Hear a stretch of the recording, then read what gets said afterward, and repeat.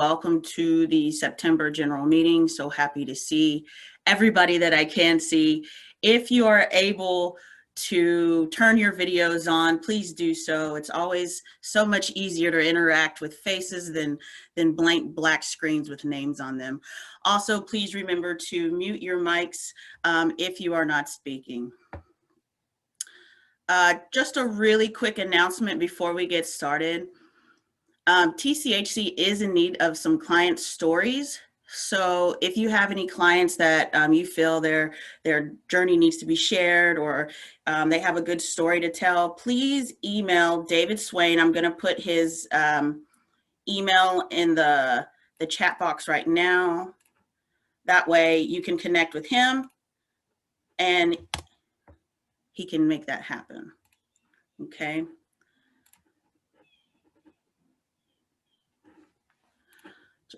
So to get started, we are gonna, for general meeting today, we wanted to share MHMR. They have 3 new grants that is going to enable them to better serve the homeless population and other high-risk populations. So we wanted them to explain a little bit more about that.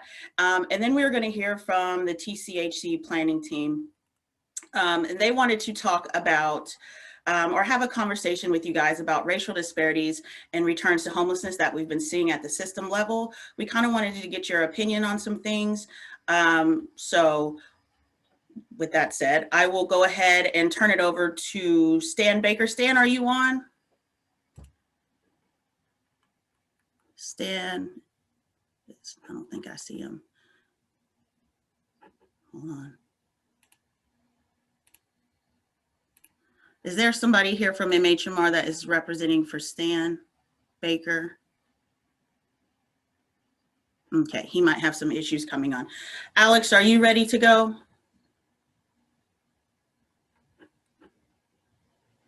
Yes, ma'am. Wonderful, wonderful. Hopefully we'll circle back around with Stan. Okay, that's great. You just give me the signal to like cut, bring out the hook, whatever it is. Yeah, I got it. All right, go for it. All right. Hi guys, my name's Alex Dunn. I am the Director of Planning here at TCHC, and thank you guys so much for coming today virtually and for joining us. We are doing some work around equity as an organization and also as a COC.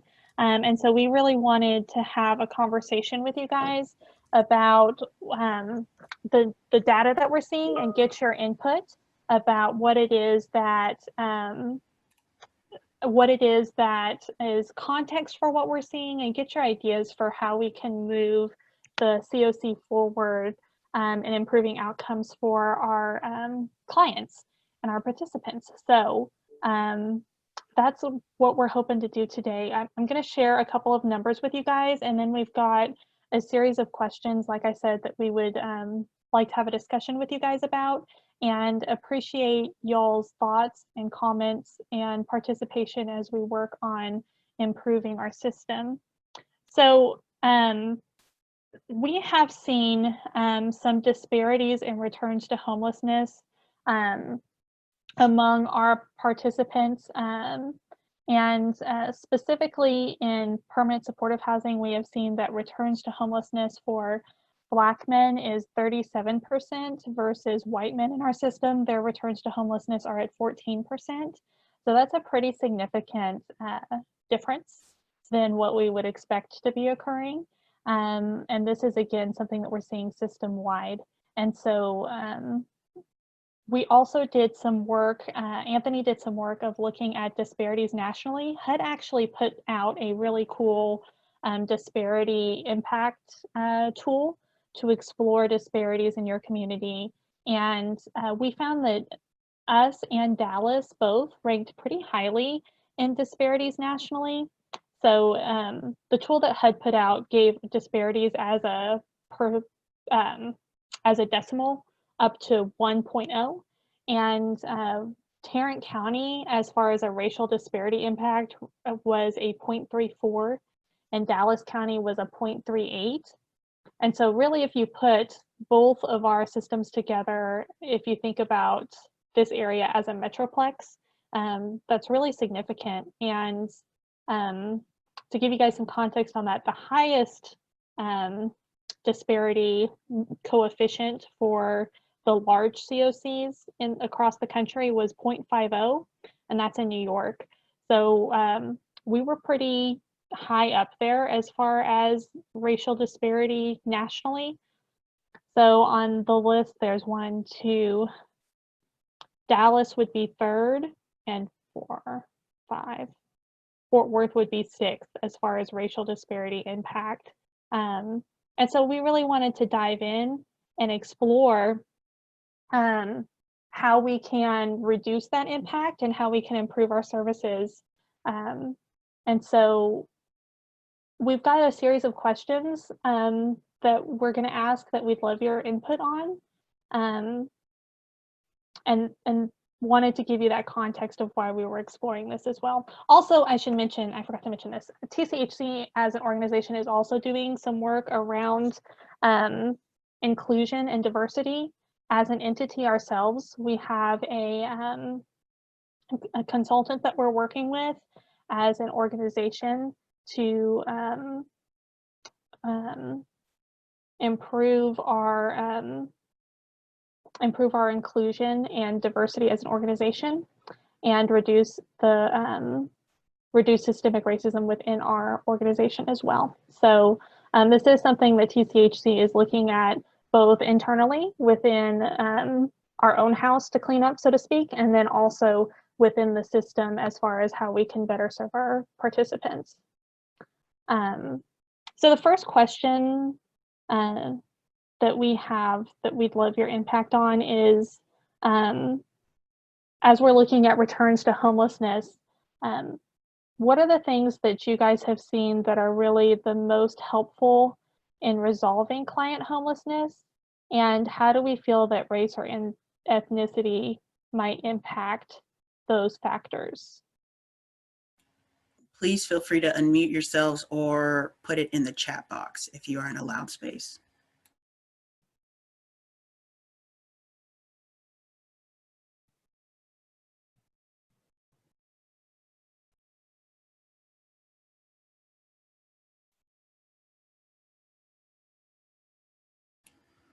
Don't everybody speak at once now.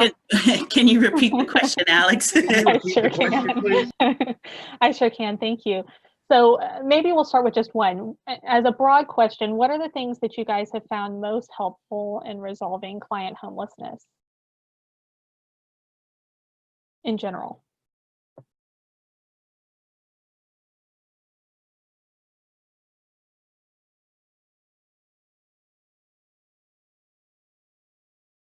So I see in the chat box, we have a response that says assistance with at least 1 month rent and deposit. Mm-hmm. Anybody else have anything else different?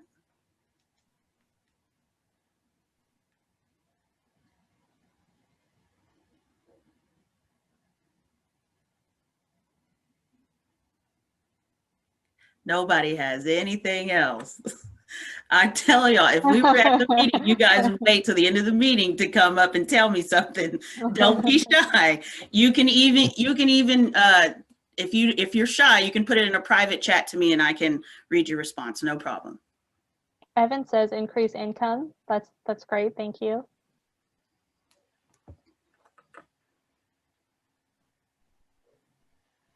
Come on, I know you guys are really good at helping people.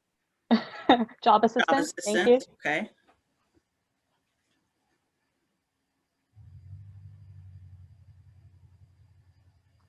Providing vital resources. Thank you.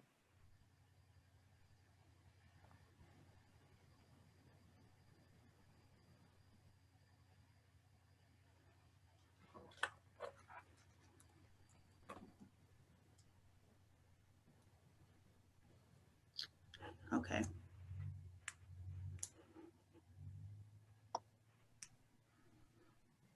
Consistent and continued engagement. That's great. Thank you. Access to technology like phones to find resources, job skills, and retention. Here we go. Now you guys are rocking.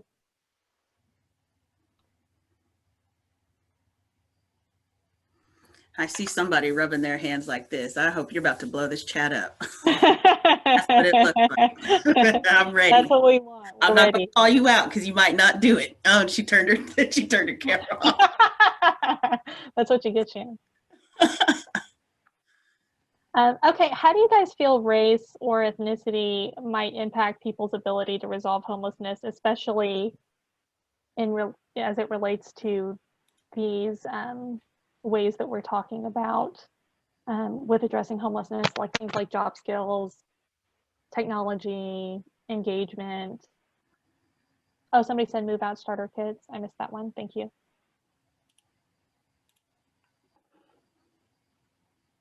Utility assistance, childcare, transportation.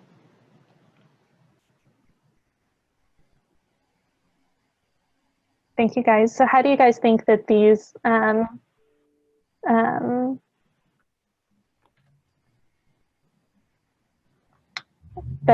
resources might be impacted for people of color and our clients?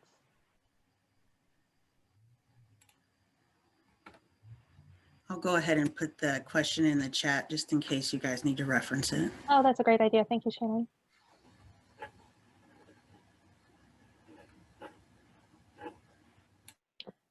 A low to no funds for utility assistance. Thank you.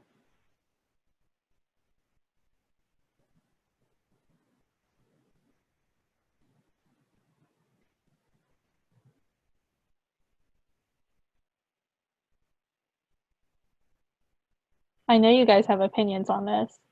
Alex, I have a question. This is Marty. Yes, ma'am. Well, I'm expanding on this. I thank you, Marissa, for saying low to no funds for utility assistance depending on location. My question about that is, so do you find that people are having to make difficult choices in a situation like that when you're saying that the funding is so you know, is that then causing people to yeah, so could you expound on that a little bit? Is utility assistance a key component, or is it an area that it's just kind of part of all of these factors?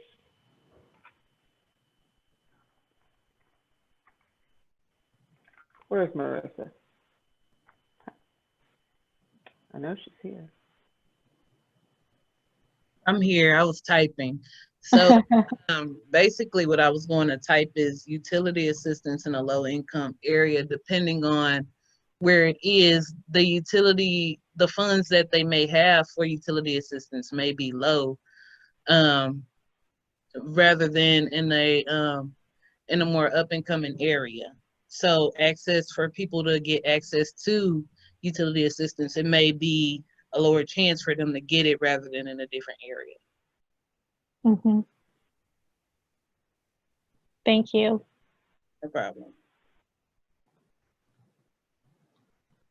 Somebody said diversion, I believe, is affected from family and friends. Could you elaborate on that?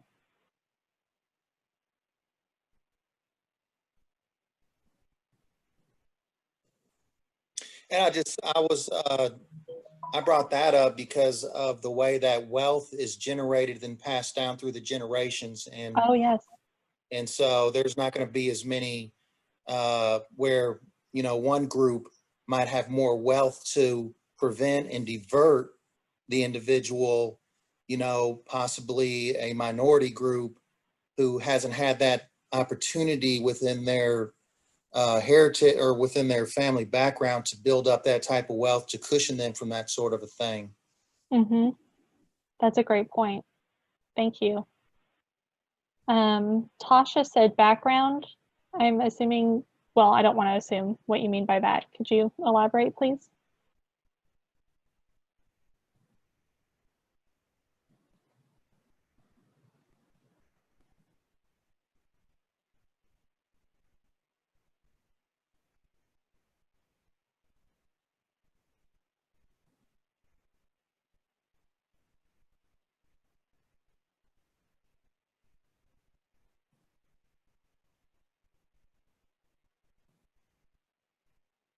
Tasha says she can't talk. Can you She type? can't talk.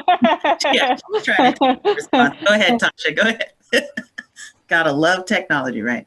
We do. Thank you so much, Tasha. While you're typing, it looks like John says sex offenders. I'm not sure if that's in response to what background might have meant or not.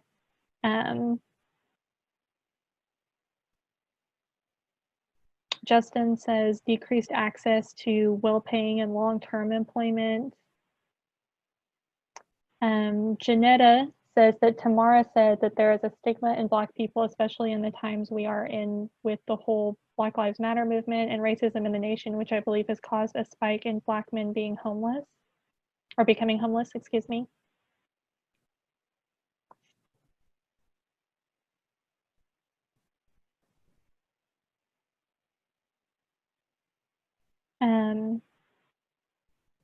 Tasha says a lot of barriers are created due to background. Do you mean like criminal background, or do you mean like where you, like the neighborhood where you grew up in, or?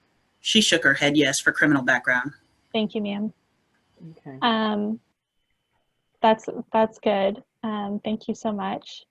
Shannon, do you see anything else in the chat that I missed? Alex, do you see Jordan's Jordan has a really good question. Yeah. Oh, thank you so much. So Jordan asks, are minorities being placed in a community that reinforces their minority status? You mean like when we place them in housing, or you in general? That's a great.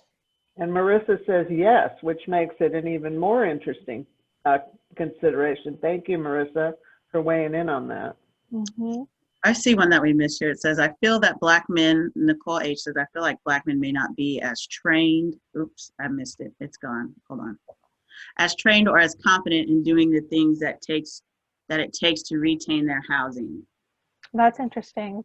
Thank you for that, Nicole. We have Kamisha saying, education is key. Many residents don't feel that they have a voice. Sometimes they do not understand what their rights are before they are put in a homeless situation. Mm-hmm. John adds criminal background of sex offenders. Thank you.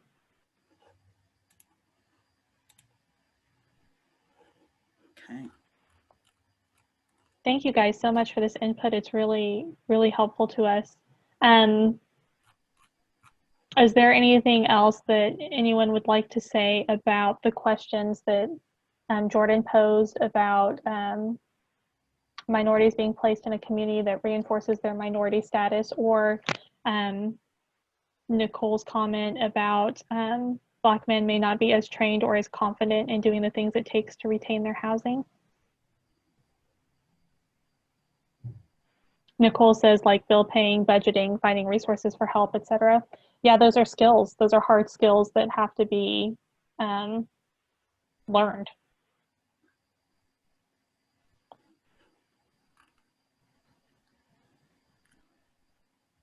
All right. All right, thank you guys so much for that. Our next question is, what do you think are the causes of these inequities that we've seen?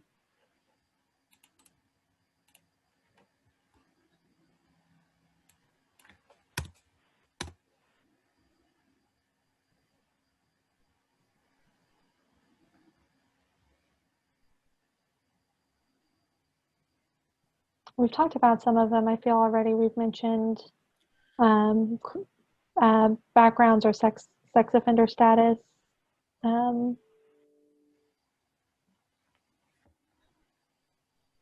Income and jobs we've talked about. We've talked about training in like financial education, I guess you would say.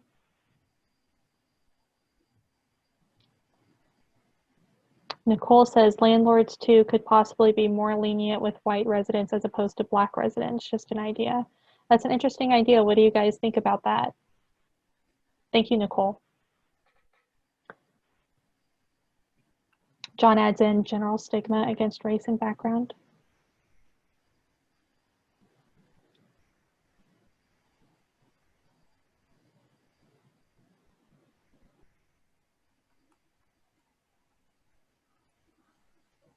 Lack of education. Thank you. Alex, this is Marty again. You know, one of the most provocative thoughts that I've seen here was this idea, and I'm interested if anyone else is willing to explore it with us a little bit, that the Black Lives Matter movement has had negative impact on Black men specifically. It didn't occur to me that that could in fact be a real unintended consequence of what, you know, we're trying to work towards more equality.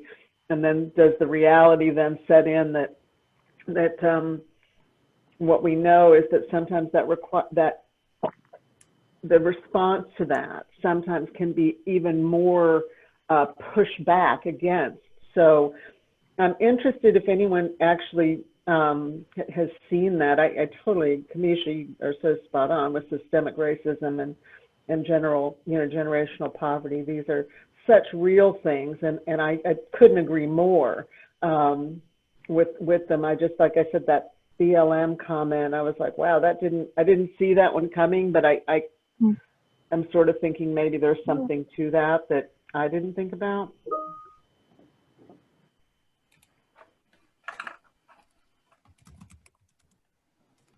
What do you guys think?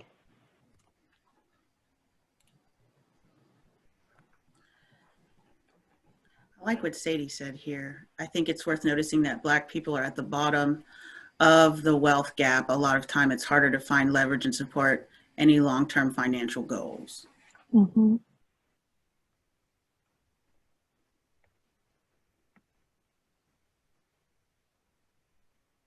Pierre says, I'm a Black male, haven't experienced any new or different things resulting from Black Lives Matter. Thank you so much for that.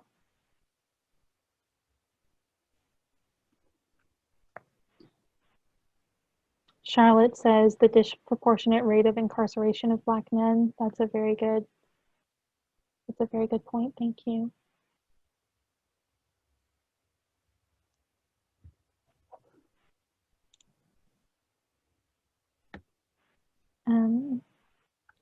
Karen says fear or misunderstanding that violence may come with accepting Black men.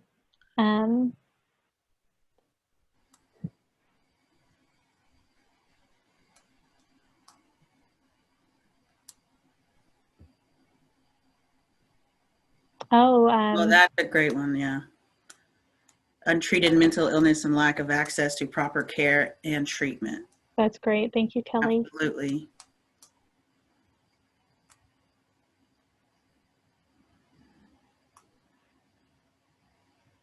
Mm-hmm.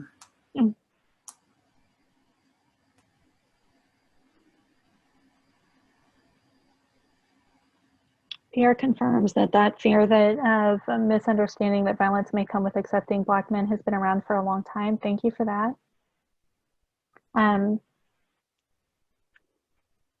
Kay Baker, I don't know Baker's first name, I apologize, says, I feel that mental health plays a part in this as well. There are many problems that a Black man may face that they do not know how to address, therefore leading to the criminal record, which has an impact on finding employment, etc. If any of that made sense. I think it does make sense to me. Thank you. And it's pronounced Kitara. Nobody ever knows how to pronounce it, so just call me. Thank you so much, Kitara. Baker. Baker? Baker or Yeah. K? Baker? Just call me Baker. It's fine. Thank you. Does anybody else have anything to add before we move on to the next question? I do. What a surprise. So this is Marty again. So, you know, one of the things that I think we might want to think about that we haven't talked about is that because we've had the over-incarceration of Black men specifically, and the role that has placed on Black women in our society, who have then had to really shoulder a burden of raising families on their own. And so what's very interesting to me to see people pointing out that there are certain things that Black men maybe haven't been prepared to do in our, you know, things that some of us think of as, oh, these are basic skills, right, of life skills, your budgeting and different kinds of negotiations. And so I'm just sort of wondering here, you know, we don't, I'm asking the question, we don't see this same disparity with women. Is that correct with evictions? We're really specifically focusing on Black men versus white men. Let me look at that again real quick. You know, to be honest with you, I can't tell from the spreadsheet that I'm looking at if it is gendered or not. So I apologize, but I can't say with 100% certainty. That's okay. We're One getting way or some the other. really great feedback here on life as an African American man, and I really appreciate some of the things coming up here in the chat. So thanks. Like I said, I'm just trying to toss ideas out there, trying to look at it through a different lens. Thank you, Marty.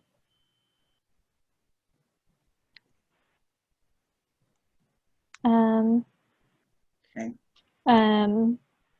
I've seen undiagnosed ADHD in clients play a big part of how well they do. Well, that's interesting. I've never heard that before.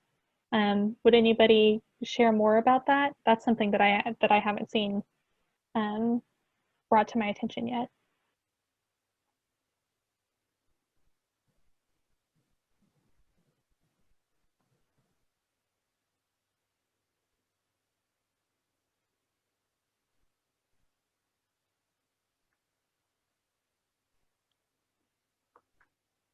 I think not. Okay. Okay. You want to move That's on? an interesting one. Thank you, though. I appreciate that. It is. Okay, what solutions do you guys recommend for addressing these issues, these causes of inequities? What are the things that we could potentially do to turn this tide?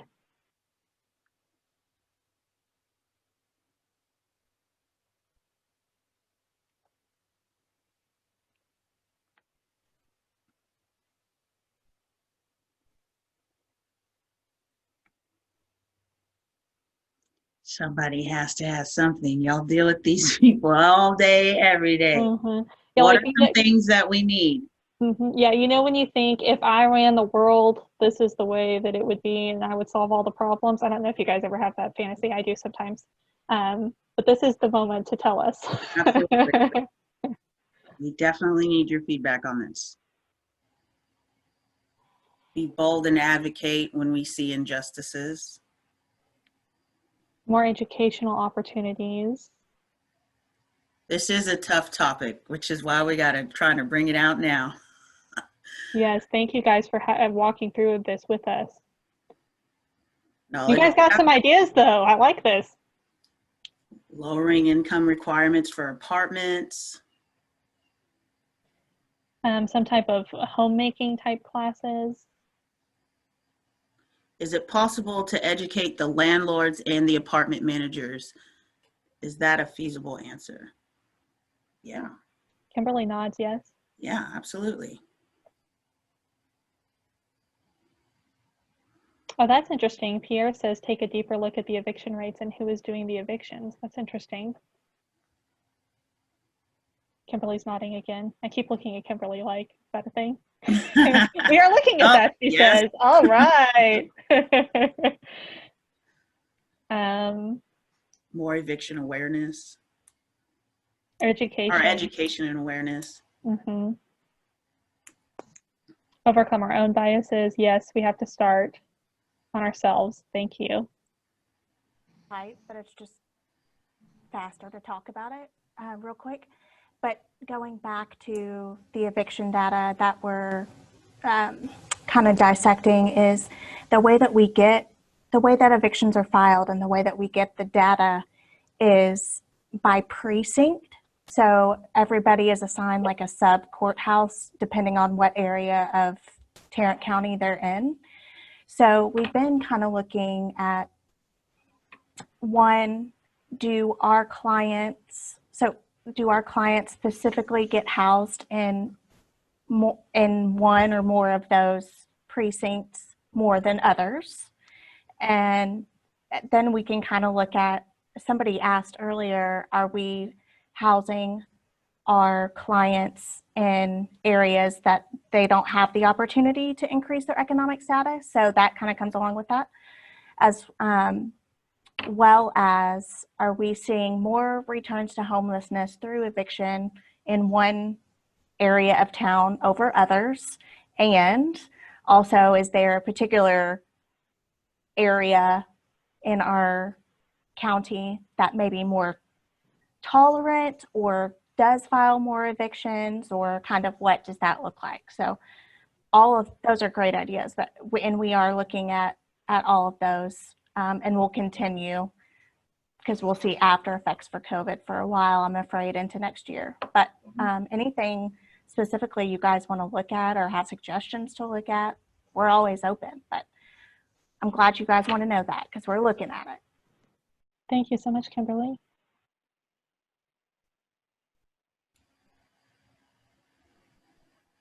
Access to mental health is a barrier to successful outcomes. Focus groups with that specific population. Thank you. That's a great idea.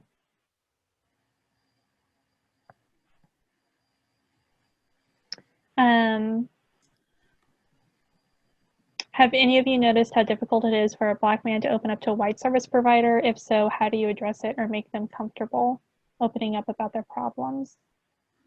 I don't know if anybody has any information they could put about the chat. That's a great question. Thank you so much.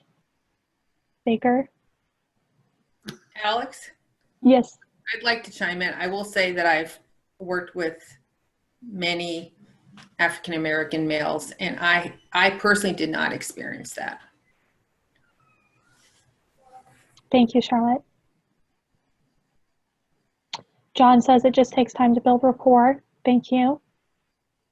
Marissa says long-term jobs and career-based jobs, as opposed to just, you know, the lowest level of employment, so that we can say we got you employed. That's great.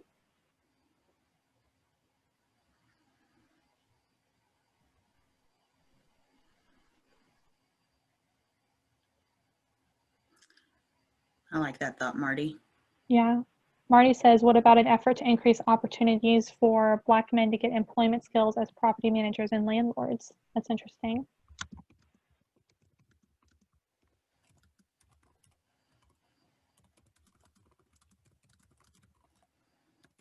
Scholarship opportunities, counseling, and group therapy around mental health, financial employment, and other barriers. That's great.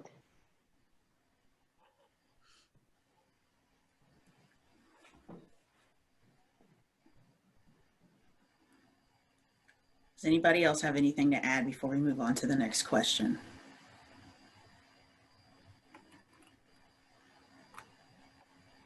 Awesome. Thank you guys so much for this great conversation. Shannon, can I keep going? Absolutely. Keep going. Okay. Our next question is, where are people slipping through the cracks?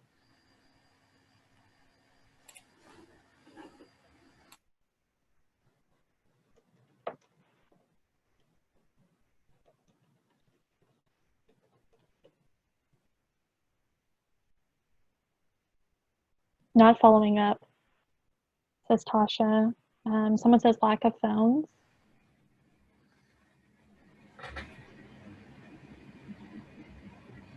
Case overload by social workers. That's interesting, Shelby, because at one point somebody mentioned that a solution was engagement, continuous engagement. And I was thinking that's good old-fashioned case managing, but then I wanted to ask the question about how many case managers and social workers have the caseload that they would be able to do that in a good way, and I forgot to ask that question. So thank you. That's a big one. Seeing people miss the opportunity because they can't be found.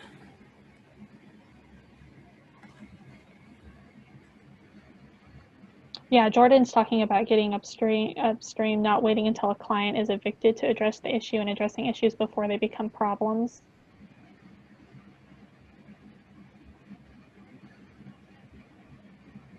Bethany says people who get housed but are not in housing program need general case management but don't have a lot of access to services anymore. Okay, thank you, Bethany, for that.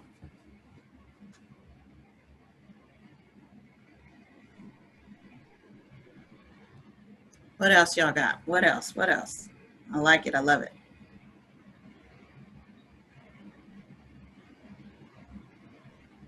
What about when you house someone and they bring the whole camp with them? So happy. I see a lot of head nods on that one, so that must be a big one.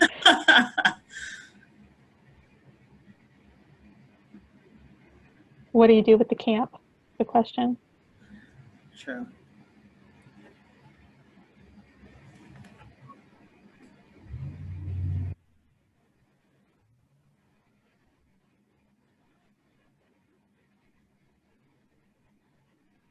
Being in a program that is not appropriate for their needs. Oh, that's a good one. Mm-hmm. They can't function in an apartment setting.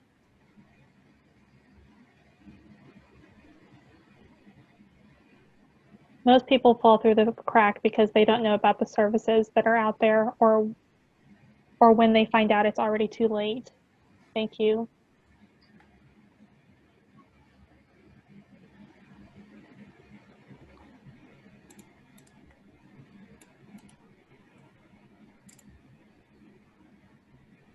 I have a follow-up question to that about people not knowing about the services. So, because we're also looking at people who return to homelessness, right? So they were in our system, they were in a housing program, and then they return to homelessness. So you would think that they would know about some of the services. What do you guys think about that?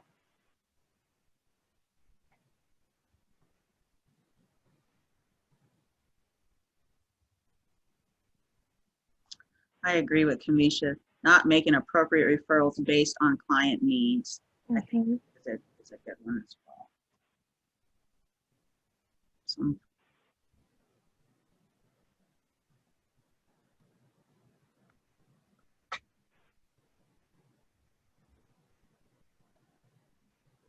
More peer providers. That's good. Sherby says relationship is very important to get full disclosure from participants and opens the door to understanding their needs. That's good. Thank you.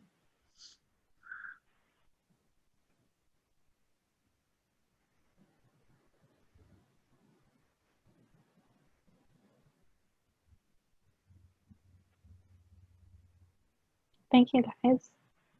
Any other thoughts before we move on to our next question? not providing proper documentation for assistance.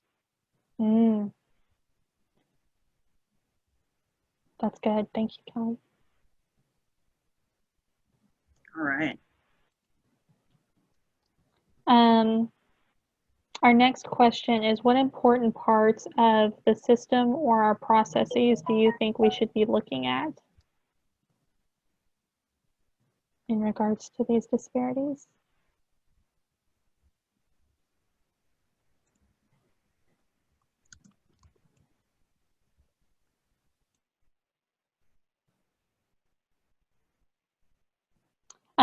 The question is in the text, but I will repeat it. It says, what important parts of the system do you think we should be looking at regarding these disparities?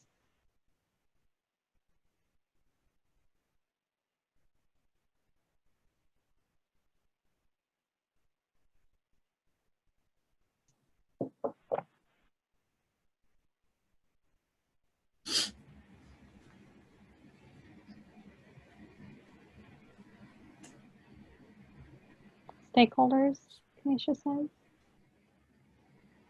Thank you. Easier intake processes for mental health treatment in Tarrant County. Thank you, Justin.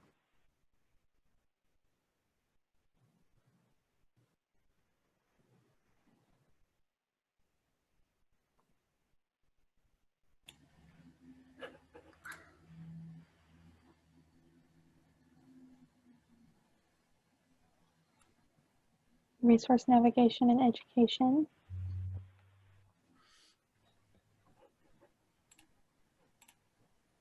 Medicaid.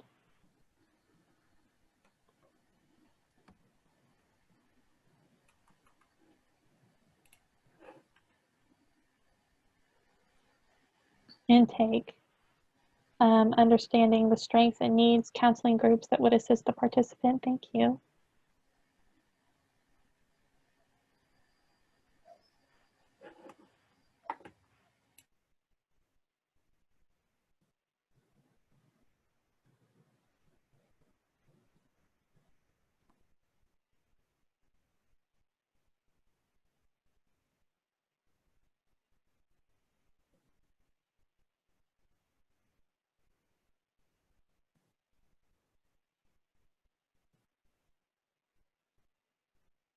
Jordan says meeting the needs the way we would want or think they should flow versus asking each individual how or what is the next step. That's good.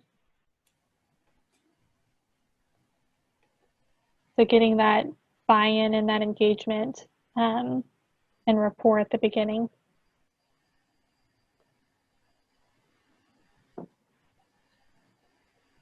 I like what Camisa said about bridging the gap between education and social services.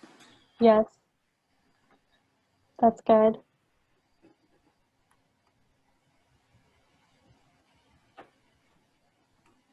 Sherby says that we provide physical needs with our programs, but not much mental health support, and that's why there is a higher rate of recidivism.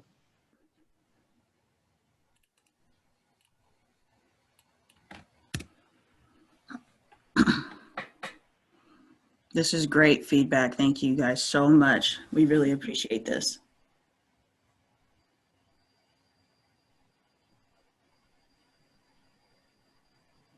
Karen brings up long-term and short-term services and which ones are available when.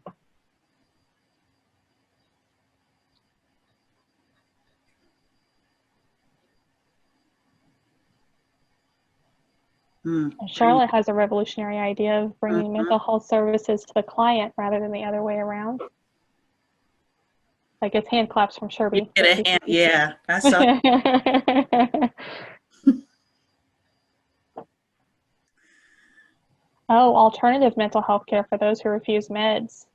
That's very important, especially when we're using Housing First. Yeah.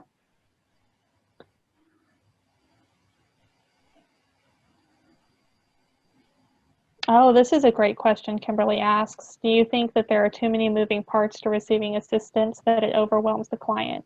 Case manager, housing case manager, employment navigator, etc. What do you guys think? That's an Yes, interesting yes, idea. yes. Yes, I'm seeing lots of yes.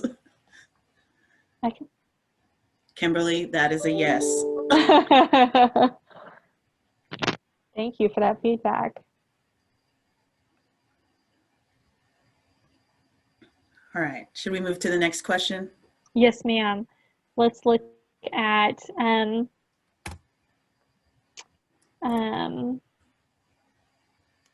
what important parts of our processes do you think we should be looking at?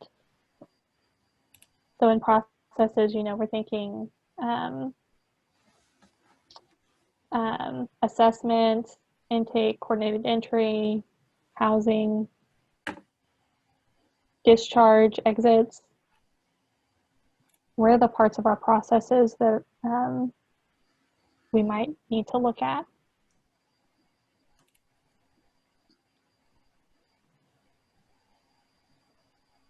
Outreach. I left off a big one there.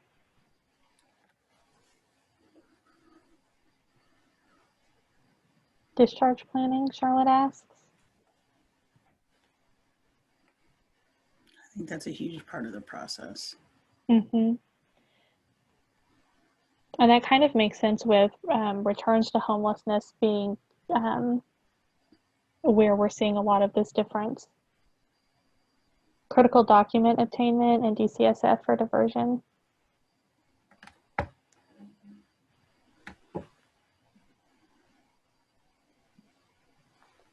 Kanisha says navigation, identification services, transportation, and immigration.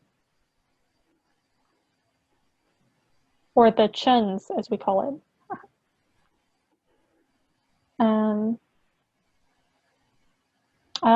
Sherby says to stress discharge throughout the process so it's not a shock, so that people don't feel like they're like falling off a cliff. They had all of the support and then it just vanishes one day. Right.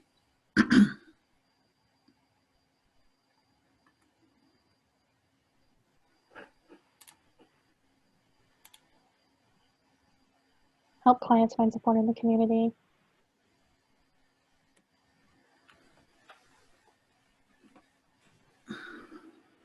That's good. Okay. Thank you, guys. Any other ideas on that question?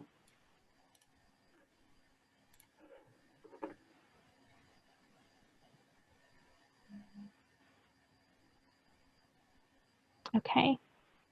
We did get one question that said, are we asking the clients why they have returned, and are we documenting that so we know? Man, Greta, that is a revolutionary idea. I think that we need to work on that.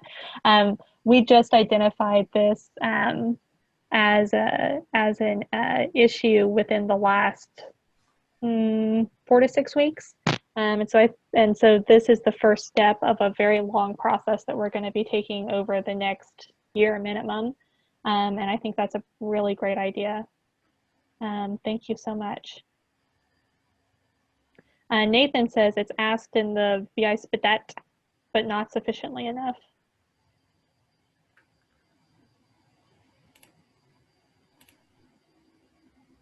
Sherby says childcare is a real challenge now. Yeah, especially with COVID and a lot of centers closing. Very difficult.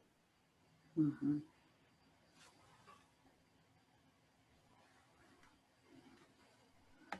All right.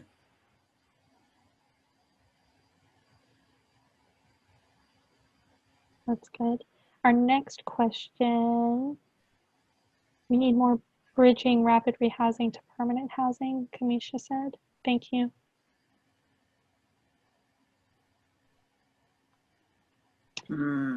Yeah, that is true. Technology is a challenge, no access to the libraries. Oh, yes, that's huge. Mm-hmm.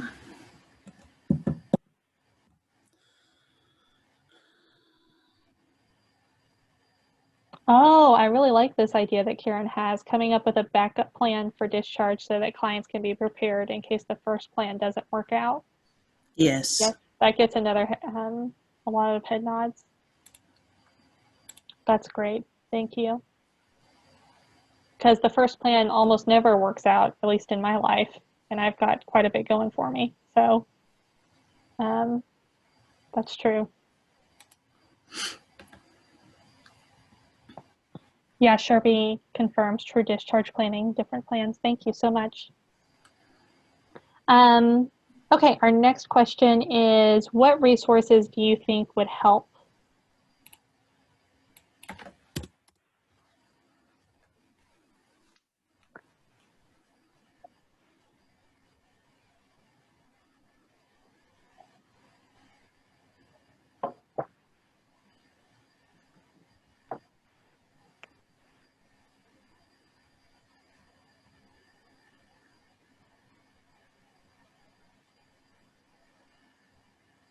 With discharge planning, Gail? No, With all of question with all of them. With what resources do you think would help reduce this returns to homelessness and the disparities that we're seeing? Although if discharge planning is, if you have a resource needed for discharge planning, we could know that too. That'd be great. Mm-hmm. Tammy says scholarships for vocational positions, perhaps. That's good. That goes back to that career versus the check a box, we got you a job thing.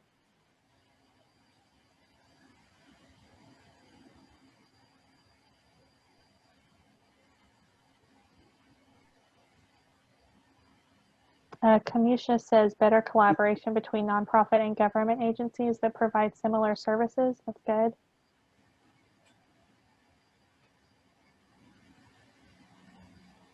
I like that. Are we addressing client needs or checking a box? Yeah.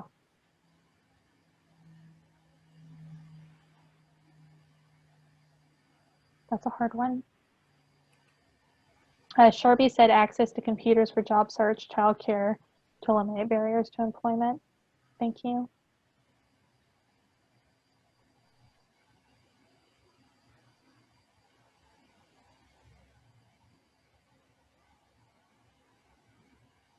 Oh, that's an interesting idea. MHMR visiting complexes to provide follow-up medication and services, bringing the mental health to them instead of them going to the mental health. That's interesting.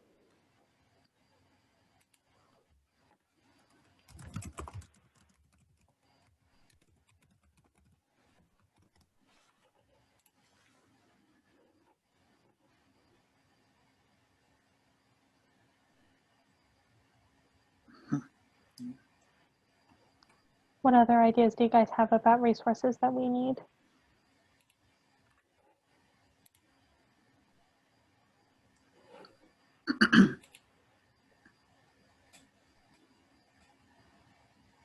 Oh, Marissa asks a good question. We talk about what the support workers can do, but what about the client's accountability and responsibility for their housing?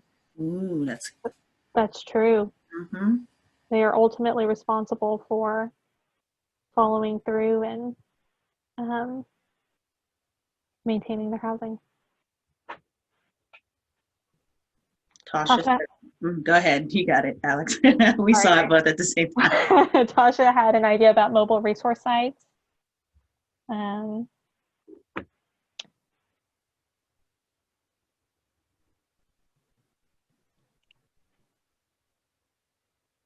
we see more about the technology again. Thank you guys. Mhm. With the mental health going to the client's idea, Kimberly says there are a lot of properties with clubhouse spaces that could potentially be used for that. Nicole says classes, classes, classes, education is key. Do clients usually participate in those? Like, do those get good participation? I'm curious.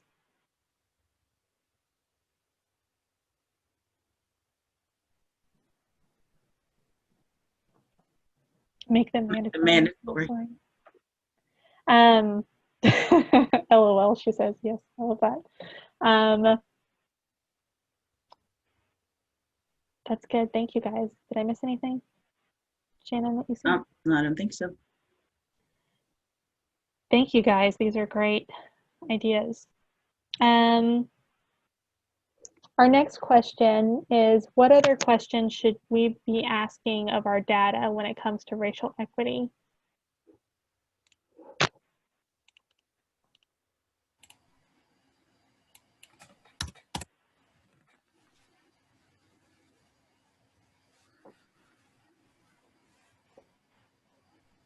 So we just initially found this disparity in our data, I'd say within the last 4 to 6 weeks. Can't remember exactly what day we saw it, but you know, if we were going to look deeper into our system, where should we look? Education level. Thank you.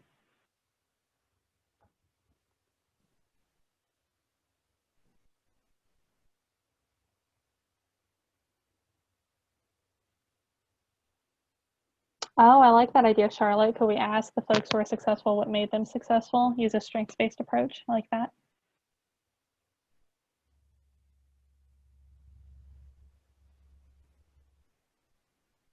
Nathan says, what are the economic and class relations to racial equity? Yes, that's good.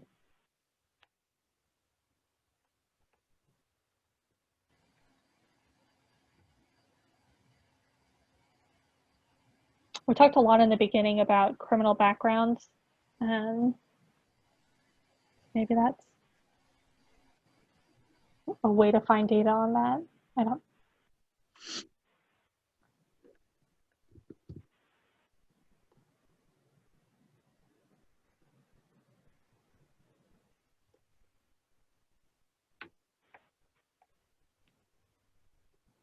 Immigration status, says Greta. That's good, thank you.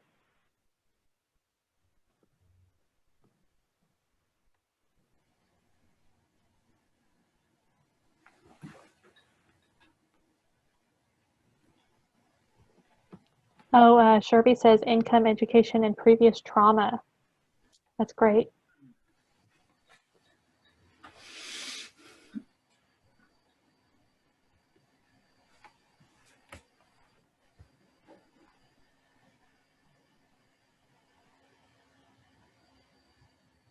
You guys have any other ideas about where we should look?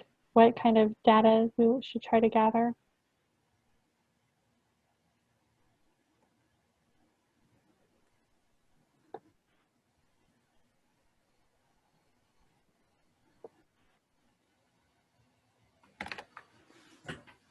Thank you, guys. We have another one. Oh, that's good, Nicole. So Nicole says with criminal backgrounds, a lot of Black men may be returning to homeless because so few landlords accept criminal backgrounds. Thank you. Can I jump in on that one? Yes, thank you, Nathan. Yeah, so there's actually, so HUD actually put out a release about this in terms of housing discrimination, due to the fact that people of color have been systematically oppressed and funneled into the prison industrial complex pipeline. And many of those folks have criminal background records. That cannot be the sole reason for a denial at an apartment complex based on this order that HUD put out. They have to have other accompanying reasons. And I know it's probably pretty tricky to prove that and document that. But that's something that HUD at least is aware of. And they may not have much teeth and they may not be able to really be proven, but they have put out a notice recognizing the fact that especially for people of color, protected classes who have criminal background history, that can't be the sole reason they're denied for housing. So, take that with what you will with it, but it's what they say. I haven't really heard of anybody actually being able to prove that, but it's at least they recognize it. Thank you, Nathan. Kimberly says that went into effect in 2016. Do you have anything to add to that, Kimberly? Else to add to that besides that went into effect? No, I mean, I think Nathan did a really good job. I would say that from the apartment side or landlord side, it became best practice to not run criminal background until, huh? I'm sorry, I said interesting. Go ahead. Until, I'm sorry, I thought you said I was on mute. I was like, oh no. Until you qualify, make sure that they qualify with income and rental history. So they suggest that you check other qualifying criteria of the applicant before the criminal. And that will, in the case that they were denied based on criminal, you can prove that they were qualified the first two things, and then it also helps defend that we didn't run their criminal and just decide that they were approved or denied. Now, is there several landlords that don't do that? Sure.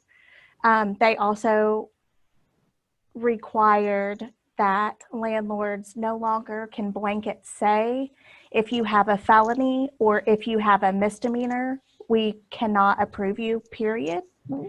Everything must have a timestamp with it now. So they can say, if you have a felony of aggravated assault, we can't take you for 10 years within the first 10 years of the charge. So everything has to be specified, no more blanket statements, which was very much the norm prior to 2016. Thank you, Kimberly. Okay. It is 12 o'clock, 12:01. This is a great conversation, probably some of the best feedback we've had. I really appreciate you guys. Because of the sake of time, I'm going to go ahead and shut it down. However, if you guys have any other comments, questions, anything you'd like to add, I put my name in the chat. Please feel free to email me. You can also email Alex. I'm sure she would love to hear from you if you have anything additional to add. As always, I appreciate everybody for joining us, and we will see you next time.